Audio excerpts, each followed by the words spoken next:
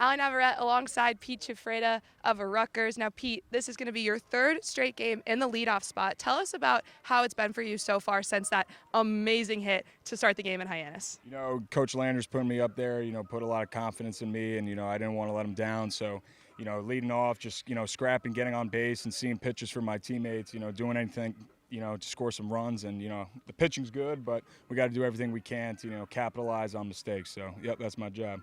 So last night was a tough one. What do you guys do to kind of rebound today at Chatham and get back in the win column? A saying I always used is just get back on the horse. Baseball, like I said, is a game of failure. And, if you let it get to you, it's not going to be pretty. So, you have to respond, you have to be resilient and get back and battle in there. Yep. I also want to ask you, because I know you're going to Rutgers. You have Hugh and Josh who are already a part of that program. And I saw after your homer at Hyannis, Josh was one of the first people to say congrats. What's it like playing summer ball with them before you go there? Oh, that's the best. Creating relationships here, just with Josh and Hugh, and also just being around them and, picking their brains and then me giving any information and, stuff that I learned from my past. So, it's going to be good, and I'm excited for the fall. Yeah, it's going to be good. Mm-hmm. You also have some friends from your past from high school on this team. What's that been like? Tell us about them. Ryan Fisher, a pitcher for us here, for the Bourne Braves. I knew him since I was 6 years old. We actually had first grade class together. So having a guy that lives 3 minutes away from you from, Hunter County, New Jersey is amazing. So, world's small, but, it comes full circle. So, yeah. Ally Navarrete alongside Manna and Matthew Scalzo for today's edition of Pregame Tomahawk Talk at Chatham for the first time in 2023. Last night, Bourne fell to the Gatemen in an extra innings loss. Cam, tell us a little bit about that and how the Bravos get back on track today. Yeah, a lot of positives for Bourne in that game. We talked about the bats. The bats were alive, and it's getting runners on base early in the game. Bourne taking that lead, helping out Matt Duffy, who started that game, just giving your starting pitchers a lead. We obviously saw the pitching towards the end of that one fell apart, but Pete Ciuffreda talked to you pregame, talking about the resilience of this team, having a short memory. It's a new day here for Bourne, a big 8-game stretch coming up for them, so they got to be ready on that short memory and bounce back today against Chatham.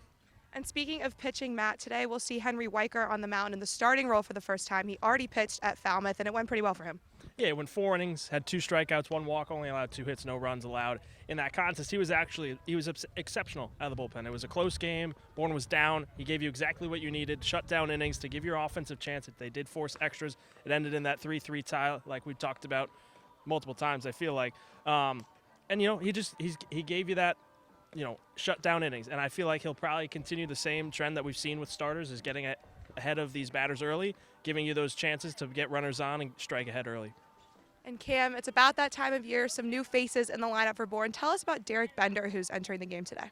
Yeah, from Coastal Carolina, was very vocal during BP, a guy that can catch, he can DH, he can play first base. Talking to the guys a lot more and just being excited to just be here with the Bravos. Had a great season at Coastal, 88 RBIs. He was top of the team in home runs, hit over 300. So an exciting guy for this lineup. The bats are hot, and Bender can just keep that going for the Bravos.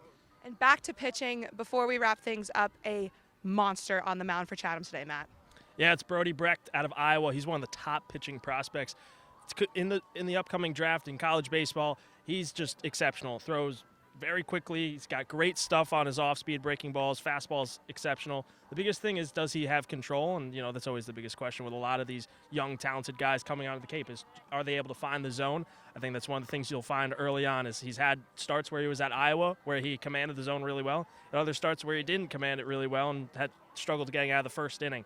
In his first start here at Chatham, he did really well. He allowed just 1 hit, struck out 5. And talking with the Chatham broadcasters, there was the one hit off the first baseman's glove. So it really could have been 5 innings of no-hit baseball for Brody Brecht. It's a tall task for Bourne. I think right now you just got to see what he gives you in the first inning and kind of go from there. All right, well, the Braves looking for their second win of the season tonight at Chatham. First pitch at 7.